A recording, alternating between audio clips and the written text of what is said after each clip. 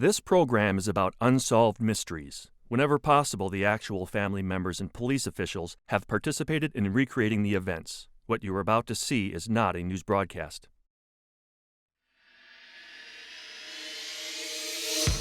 Just 2 months ago, a kind-hearted truck driver in Virginia treated a young homeless man to a hot meal. Incredibly, this chance encounter has now become a key piece of evidence in the strange case of 28-year-old John Cheek. Cheek, a Memphis businessman, mysteriously dropped from sight in December of 1993, just days before finalizing a deal that would have made him a millionaire. Now his family needs your help to find him. Earl and Donna Chotvax scrimped and saved for years to build a log cabin home of their own. But when they handed over their life savings to a smooth-talking contractor named Mark Mitchell, the Chotvax never guessed that they had become the latest victims of a lucrative million-dollar scam. In 1917, 3 peasant children in Fatima, Portugal, claimed they were visited several times by a vision of the Virgin Mary. During the controversy that followed, they revealed that the Virgin would make one final appearance and perform a great miracle. Many of the 70,000 religious pilgrims who came for the occasion were not disappointed. Tonight we'll take you to Portugal to investigate the fabled miracles of Fatima. Join me for these intriguing new stories and more on another edition of Unsolved Mysteries.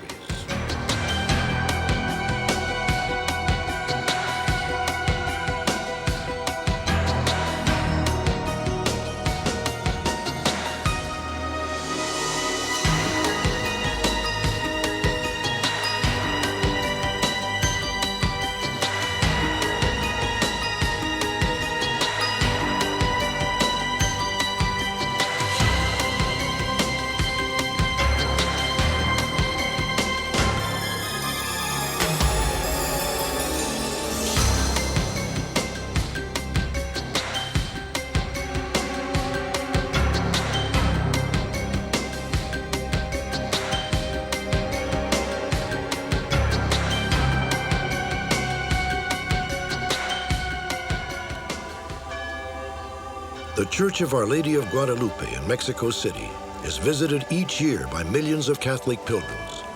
According to legend, it was on this very spot that the Virgin Mary, Mother of Jesus Christ, appeared to a Christian convert in 1531. Catholic authorities have judged the vision to be a miracle, worthy of belief. Millions also make the pilgrimage to the Basilica at Lourdes, France, where Catholic tradition says the Virgin Mary appeared in 1858. And then there is Fatima, Portugal. It was here in 1917 that many believe the Virgin Mary made her most dramatic appearance, seen by 3 peasant children, 10-year-old Lucia Santos and her 2 younger cousins, Jacinta and Francisco Martu. Their extraordinary account began in the quiet solitude of rural Portugal, where the following scenes were filmed. May 13, 1917. A Sunday in the small farming community of Fatima. Lucia Santos and her cousins had taken their sheep to an area known as the Cova da Iria, land owned by Lucia's family. As the flock grazed, the children began to play. Estavam a brincar, a fazer uma parede à volta de uma pequena... They were building a little wall around a tree when there was a flash of light. And Lucia thought the flash was a sign of rain. She thought that it was lightning. So she said, "Let's go home so we don't get caught by the rain." The children glimpsed a second flash of lightning, which heralded something far greater than a rainstorm.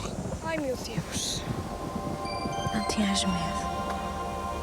Eu não vos faço mal. According to Lucia, the glowing figure said she had come from heaven and that she would not harm them. E o que é que Vossa Mercê me quer? Vim para pedir-vos que vinhais aqui 6 meses seguidos no dia 13, esta mesma hora. Depois vos direi quem sou e o que quero. E eu também vou para o céu. Vais sim. E a Jacinta? The lady told Lucia that she and her 2 cousins would be called to heaven. She then asked the children to be her messengers and warned them that in doing so they would endure great hardships. Mas a graça de Deus será o vosso conforto. The astonishing visitation was over. But Lucia Santouche and her cousins had become the key figures in an episode that is now regarded as one of the great miracles of Catholicism. 6 times, Lucia would claim the Virgin Mary appeared to them. On the 6th occasion, tens of thousands were on hand for a final dazzling spectacle. Not everyone, however, was inspired by the rumors of a miracle. Lucia's mother was in fact furious at her daughter's involvement. Oh, Lúcia, que mentiras andas para aí a dizer? Então andas a dizer que viste uma senhora do céu? Quem disse isso foi a Jacinta, não foi tia. Tens tu com isso? Her mother punished her every now and again. João Martu, Lucia's cousin, was then a young boy. It wasn't that her mother was bad, but she wanted to have her daughter to say that this was a lie. But Lucia kept saying, how can I say it was a lie if I actually saw her? For Lucia Santouche, the suffering predicted by the lady had begun. But even in the face of her family's hostility, Lucia returned with her cousins to the Cova da Iria on June 13th. They were joined by some 50 villagers, drawn by rumors of the impending visitation.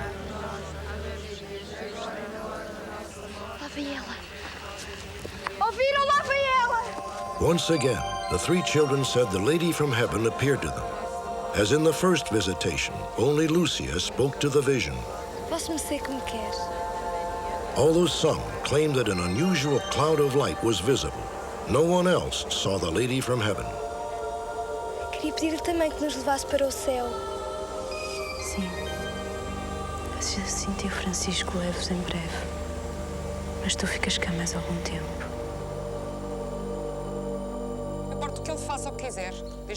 When news of the second episode reached Lucia's mother, she was still outraged to find her daughter involved in what she regarded as a hoax. Her mother said, you're going to go to the priest and you're going to confess to him in front of the altar in the church that you lied. In an act of startling disobedience for the time and place, 10-year-old Lucia Santouche refused to discuss the lady from heaven with Fatima's parish priest, Father Emmanuel Ferreira. Perdão, não lhe posso dizer. Basta! Tens de dizer ao Sr. Prior o que ouviste.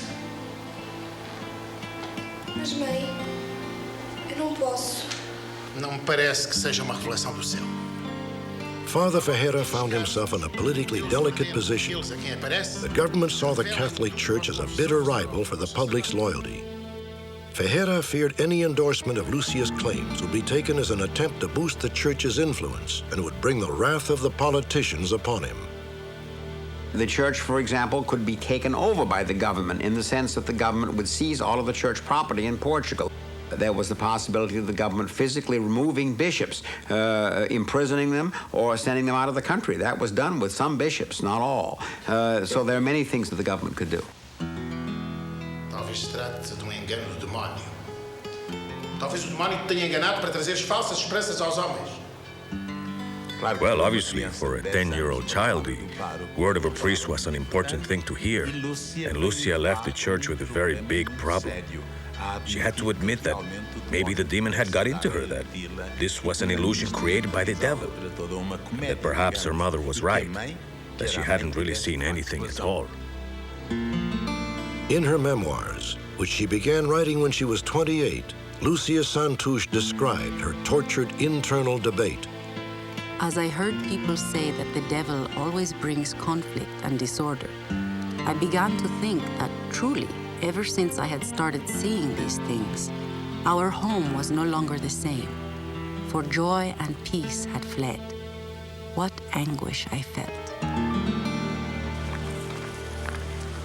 July 13th, 1917, the appointed day for the third appearance. By now, word of the miraculous visions had spread. Pilgrims clogged the road leading to the Cova, and many beseeched Lucia to intervene with the lady from heaven on their behalf. At 12 noon, the lady once again appeared, and once again, only to the 3 children. Queríamos saber quem é. Por favor, faça o milagre para que toda a gente acredite que Vosso Mercê nos aparece. The lady reminded Lucia to return at noon on the 13th day of each month. She also promised that on her 6th appearance, she would perform a miracle for all to see and believe. The Lady from Heaven then invoked a terrifying vision of hell, which Lucia would later describe in her memoirs. Plunged in this fire were demons and souls in human form amid shrieks and groans of pain and despair, which horrified us and made us tremble with fear. Lucia claimed the specter of hell was a lady's warning that God was offended by recent events in Europe. World War I was then in its 3rd relentless year. The lady predicted that the war would soon end, only to be replaced by a more serious threat, Russia. Lucia knew nothing of that nation or its revolution, but she claimed the lady deemed Russia an offense to God. Many believe these words anticipated the rise of an atheistic government, the Communists. According to Lucia, the lady promised another destructive war if Russia was not restored to faith. Lucia said the Lady from Heaven made one other pronouncement, but was adamant that Lucia keep it a secret. 1 month later, Lucia's will would be severely tested.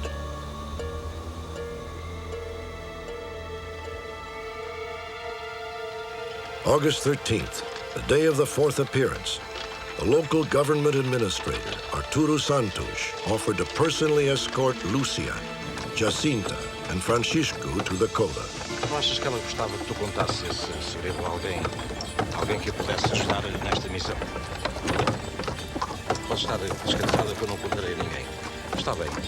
Quando lá chegarmos, tu vais perguntar. Se você quiser, eu posso perguntar a você.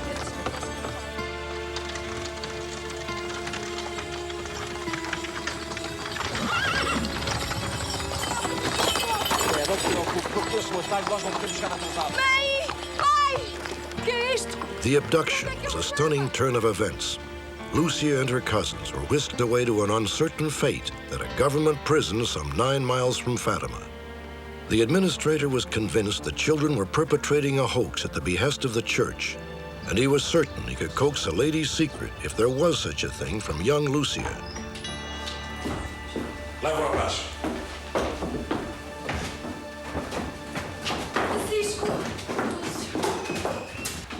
Bom, como vocês se recusam a contar aquilo que sabem, a única alternativa que eu tenho é atirá-los para o azeite a ferver. O azeite está pronto, hein? E eu também.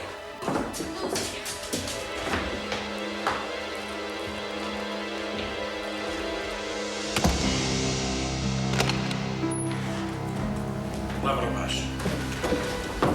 Não tenhas medo, Lucia. Eu volto a ver-te no céu.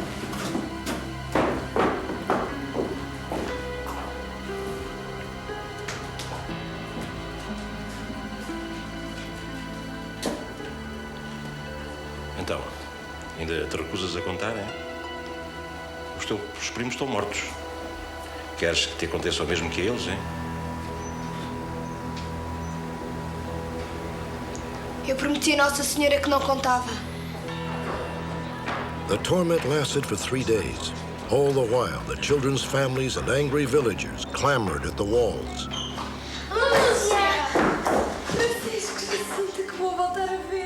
Finally, the administrator had no choice but to admit his failure.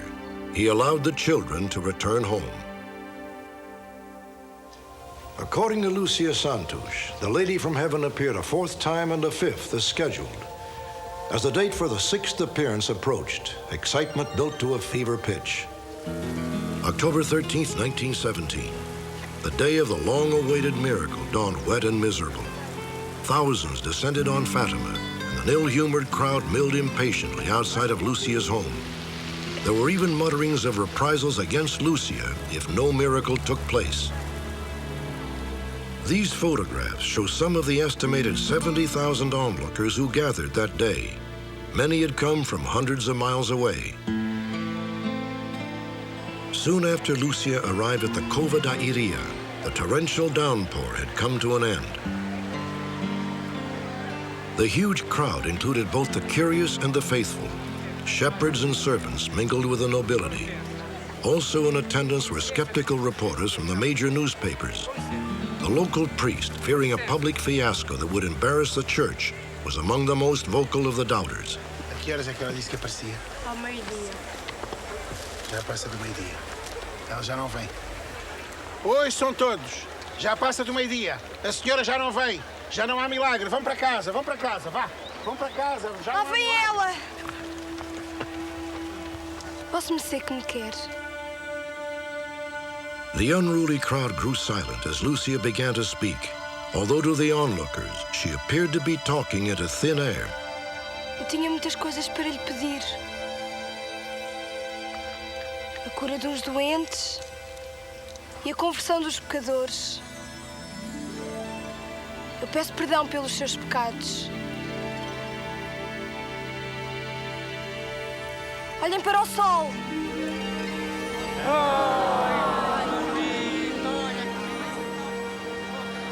According to many eyewitness accounts, the sun began to undulate, ribbons of multicolored light shooting across the heavens. Then suddenly, the sun seemed to fall.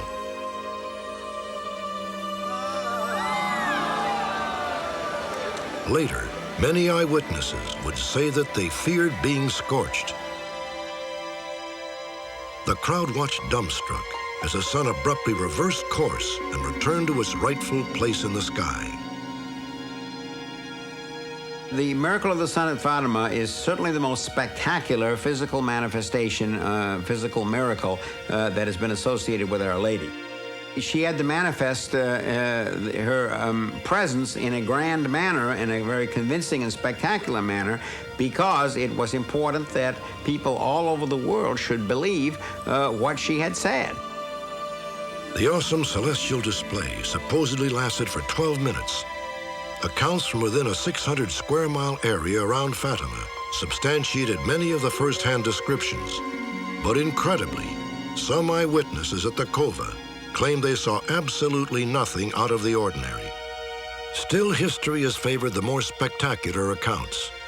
Avelino de Almeida, the editor of a government-controlled newspaper, came to Fatima a confirmed skeptic and left a believer. At the hour foretold, the rain ceased to fall.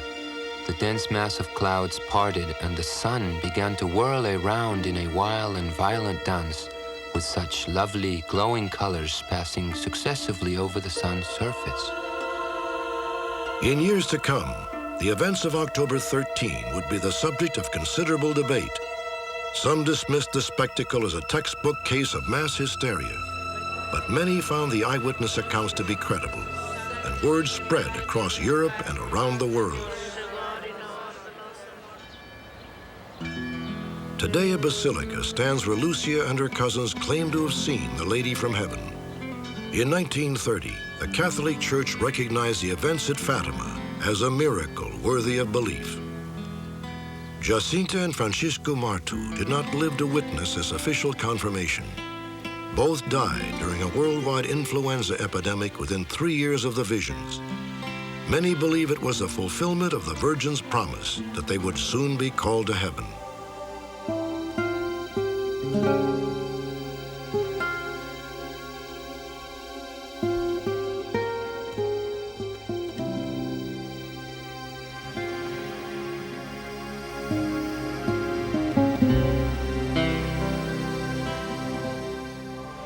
Over the decades, Fatima's call to the faithful has grown ever more powerful. The tide of pilgrims has swelled from the thousands who joined Lucia in 1917 to several million in recent years. Even those who remain skeptical of miracles puzzle over the mystifying events at Fatima and the 10-year-old girl who many believe was chosen to be God's messenger. While there were some who admired me and considered me a saint, there were always others who called me a hypocrite and a sorceress. They are all mistaken. I am not a saint, and I am not a liar. Only God knows what I am.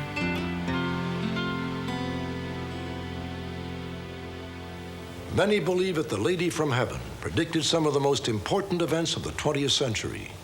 The end of World War I, the onset of World War II, the rise and fall of communism in Europe, even the assassination attempt against Pope John Paul II, which took place on May 13, 1981, 64 years to the day after the appearance of the first vision. To the skeptical, it's all simply coincidence. To the faithful, it is proof that a miracle did occur at Fatima.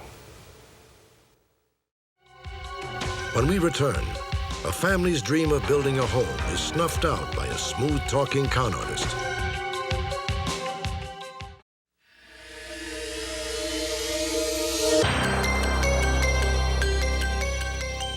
Come on, kids, let's get up here and look at the view, all right?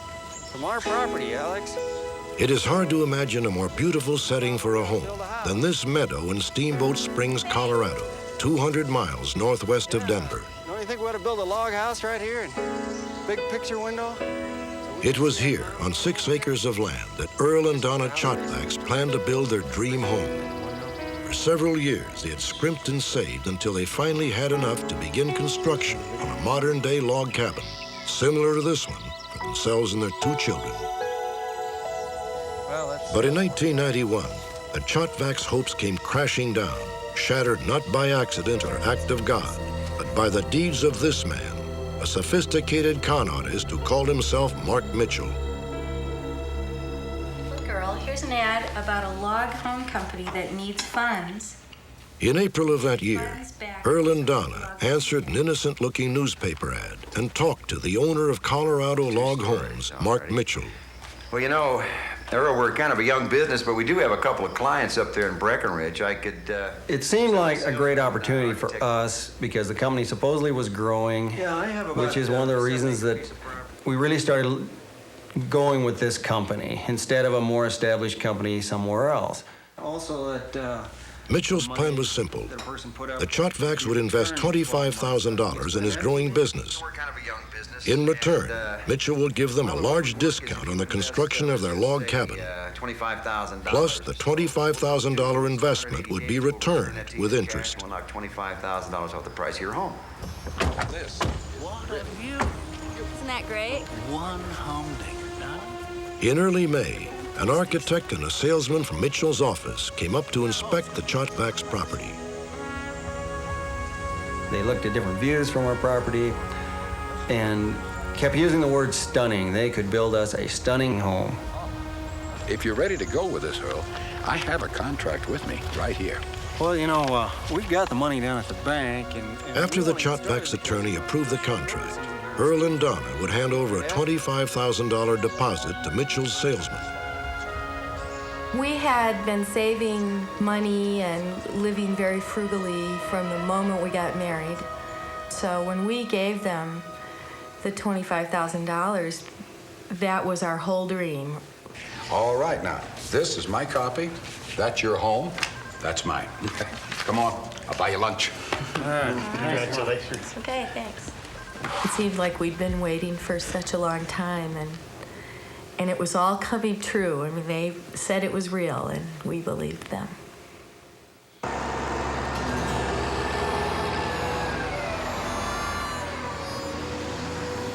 The log yard at Mitchell's Denver headquarters gave every appearance of legitimacy. Workers processed hundreds of logs, and the shells of cabins were carefully pre-assembled. Supposedly, each shell would later be taken apart, trucked to a building site, and reassembled on a concrete foundation laid by one of Mitchell's crews.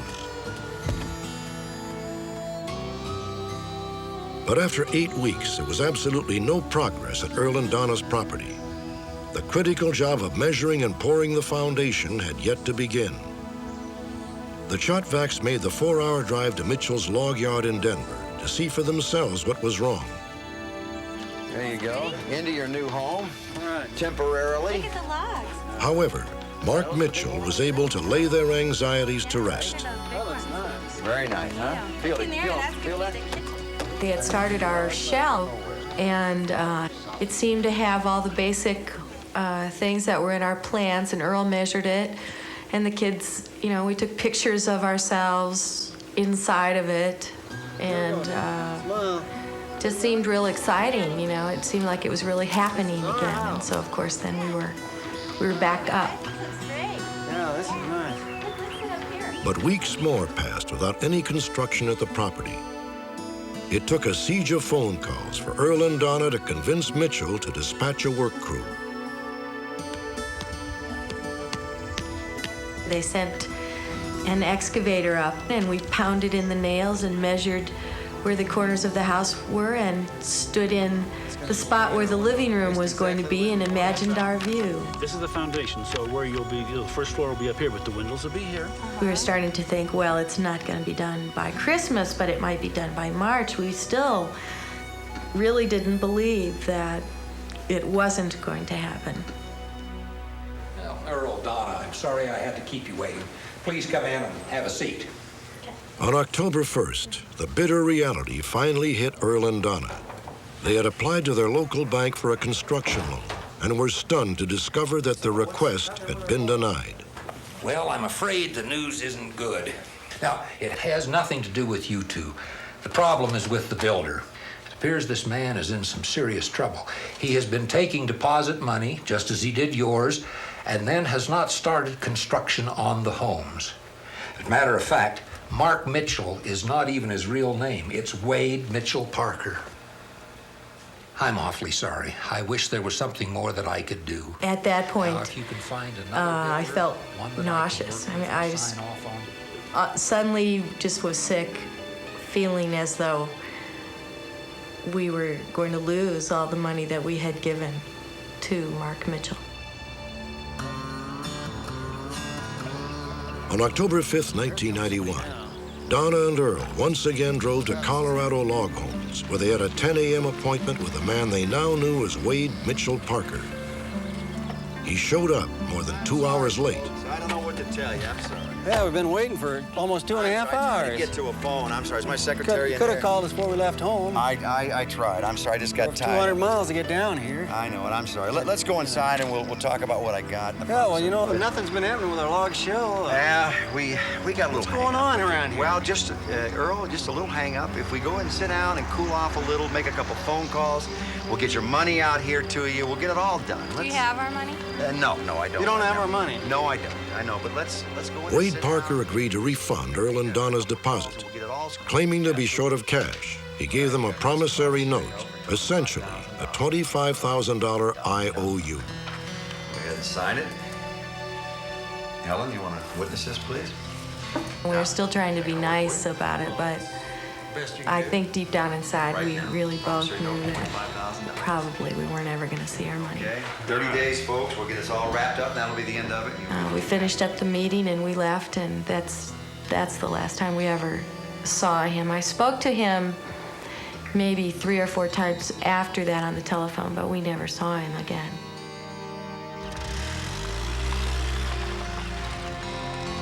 Within the month, Wade Mitchell Parker declared bankruptcy and disappeared.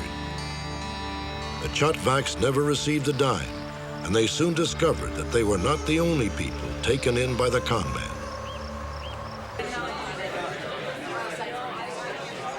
In November of 1991, the Chotvaks joined more than 30 of Parker's other victims at a meeting organized by Colorado authorities. Then we contacted him. As a group, their total loss exceeded $1 million. We should have got together a long time ago, Jerry. Yeah, he's really slick, isn't he? Well, I guess so. In the end, I got my plans, and I guess those probably were worth about $1,000, and I lost $9,000. I expected to have a log home from Mark.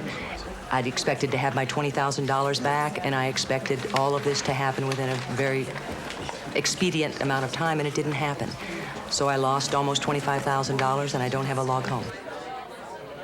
What did he tell you about the land in Bennett? When we finally came to terms with the fact that we lost the money, we felt stupid. We just felt like we had done a stupid thing. And when we realized that lots of big-time people, not just the naive young couple with 2 small children, a lot of big-time people lost a lot of money too, we didn't feel quite so stupid. A number of people have asked us whether we think that Wade Mitchell Parker was just a bad businessman or whether we think he was a con person from the very beginning. Take $35,000 off the price of your home. Some of the transactions he made are just plain crooked. There's no other explanation for what he did. Also, we haven't been able to find the money, and we think it's got to be out there somewhere. The fact that we haven't been able to find it and that Parker fled during the bankruptcy proceedings is a real indication to us that this was a con from the beginning.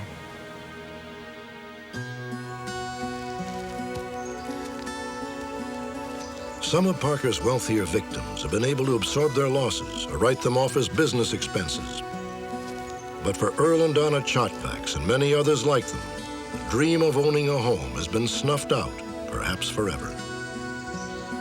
I don't think that you ever want to give up on a dream, and I think that in a way we were realizing that we might have to give up on that dream. We might never ever get another opportunity to give someone money to build us a home. Update. On August 11th, 1994, Wade Mitchell Parker was arrested in Cobb County, Georgia, some 1,300 miles from Colorado. There, Parker was using two new aliases, Ronald Anderson and Larry Wheeler. But information developed from our program helped reveal his true identity. On September 26, 1994, Wade Mitchell Parker was arraigned in Colorado on fraud and theft charges. Our cameras are not allowed inside the courtroom. However, Earl and Donna Chotvax made sure they were on hand to see justice done. If he'd have been an honest man, we'd be living in our home right now and raising our children. I think that anybody who has been ripped off this way could take heart from this, you know, knowing that with enough perseverance, they may get their guy, you know, so. It certainly gave me a lot of heart when I was beginning to lose hope.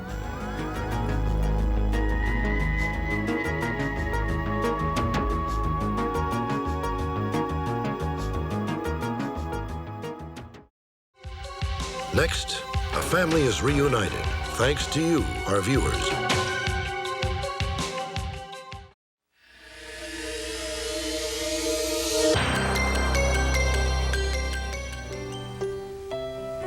Bill O'Neill of Santa Monica, California, was always told he was just a baby when his father died.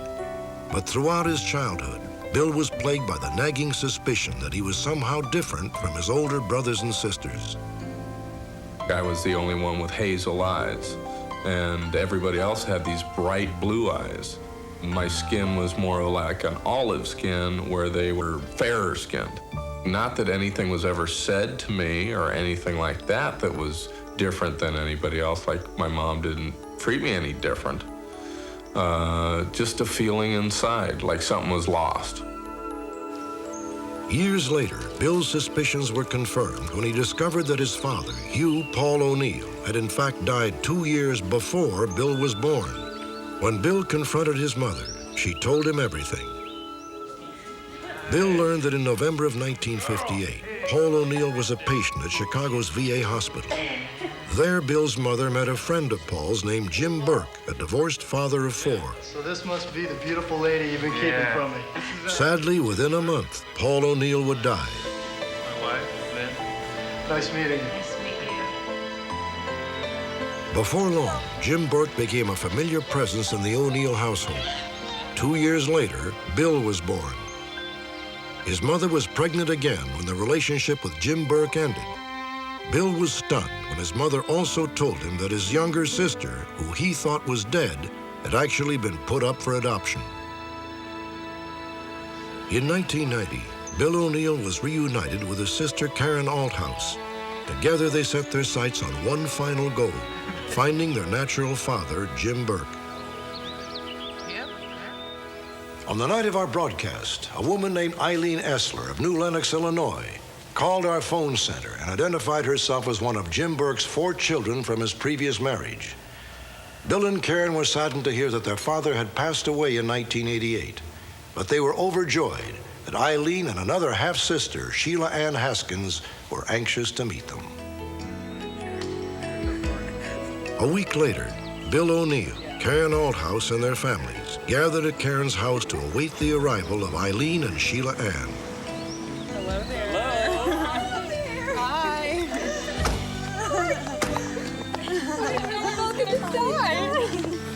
I didn't know I was going to do this.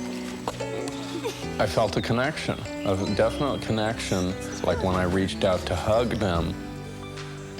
I don't know. I honestly, to be honest, I didn't feel like I was gonna be as emotionally tied as I felt. Ditto. For Sheila Ann and Eileen, the bond was just as strong. As soon as I saw Bill, as soon as I saw his face, there was absolutely no doubt in my mind that he was a brother. No doubt. I felt wonderful. I mean, like Sheila, I wanted to touch him. I just wanted to touch him, to have a baby brother and baby sister. I know they're so much taller than we are. Okay, this is our father. Later that afternoon, Bill and Karen sat down with their new sisters to learn about their father, Jim Burke. And how was it related to her? This is what I've wondered all my life. Who were my parents? Do I have more family? Did I have brothers and sisters? Things like that. And it's exciting to finally see them, to touch them, to get to know them. The reunion was especially poignant for Bill O'Neill. His lifelong feelings of isolation were replaced with a new sense of belonging. I figured, hey, we'll get together with them and We'll be make like me nice. and neighbors. You know, get some pictures, get some more information about our dad, but it wasn't like that. It wasn't like that at all. It was more, it was just an inside warm feeling that everything was now completed. That's true. God. Trade you here. For Bill, Karen, Eileen, and Sheila Ann, this was just the first of many gatherings to come. Bill and Karen have since met one of their half-brothers, and next March they hope to meet another at a family wedding in Illinois. Also in attendance will be a grandmother, an aunt, and 12 cousins.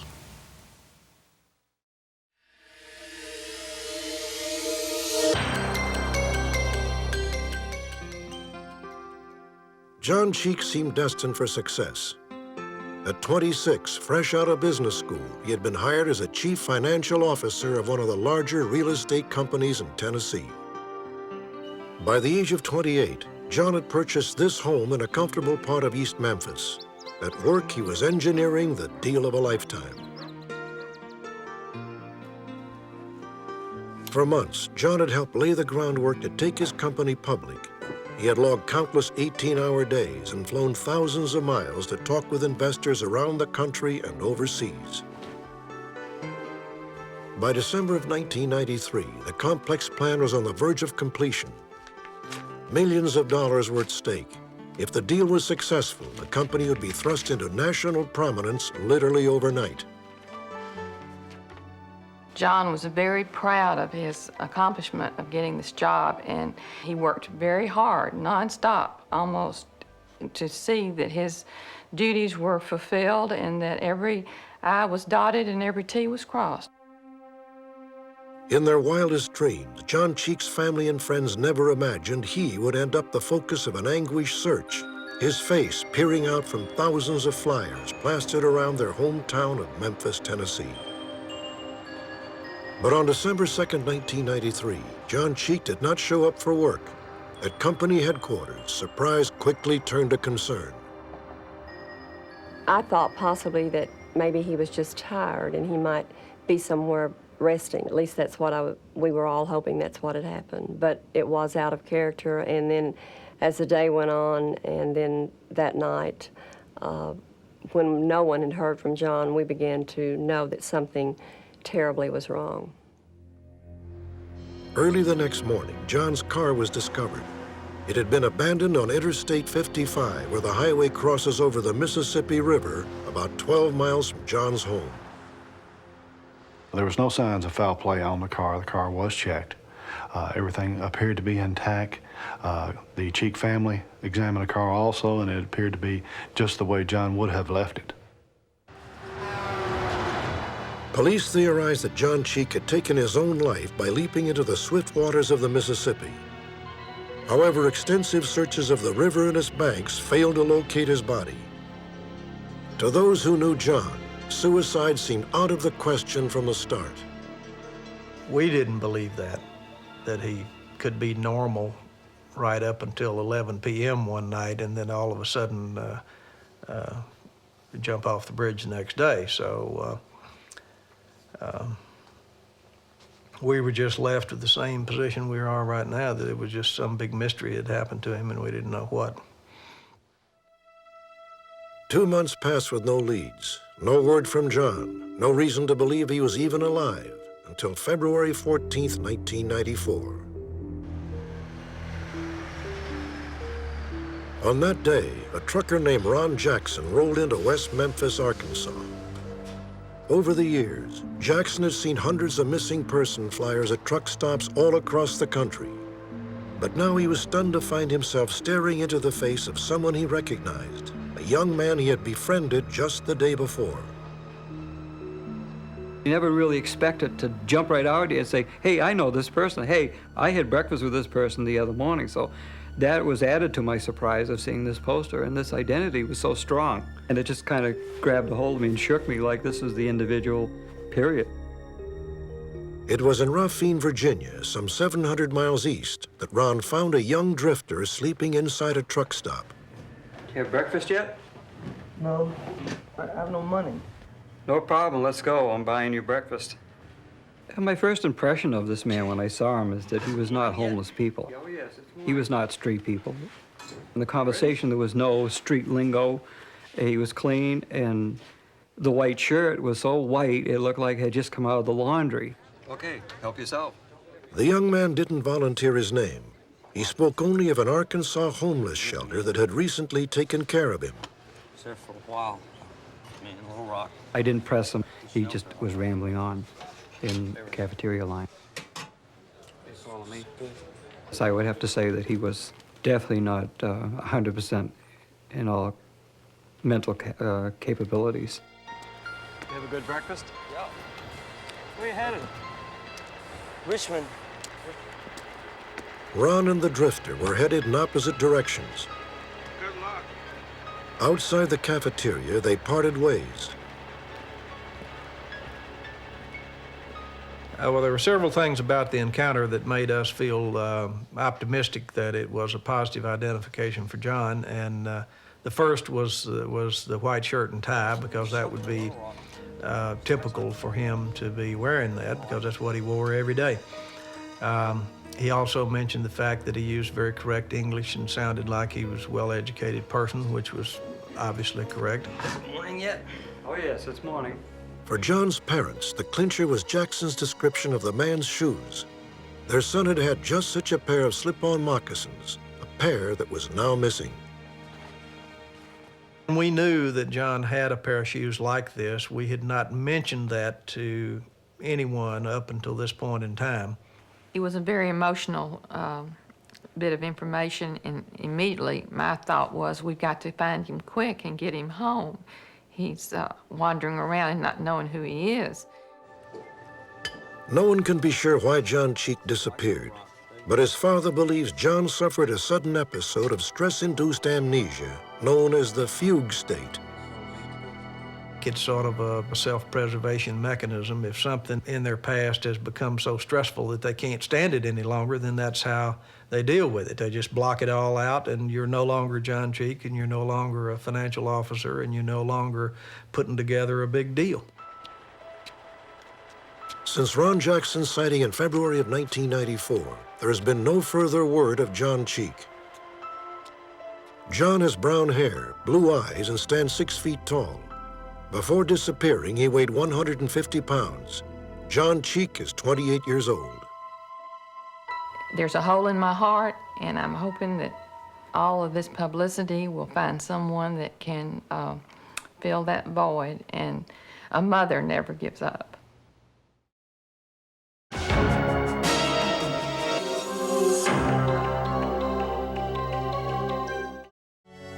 Join me next time.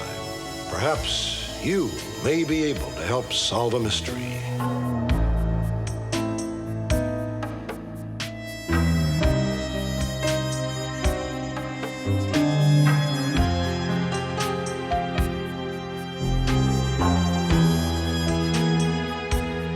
Thank you.